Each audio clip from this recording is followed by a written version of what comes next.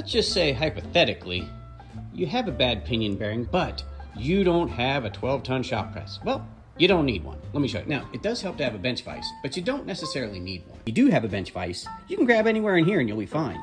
Now, make sure you do leave some space between your bearing and the top of the vise because the bearing's moving in that direction.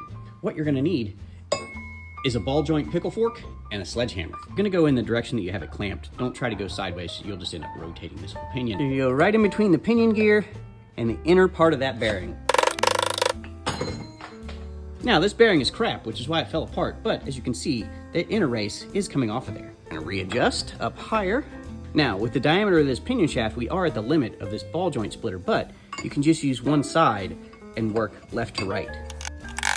And just like that, your inner pinion bearing is garbage, but it's also now free. There you go. There's how you can do this with no shop press.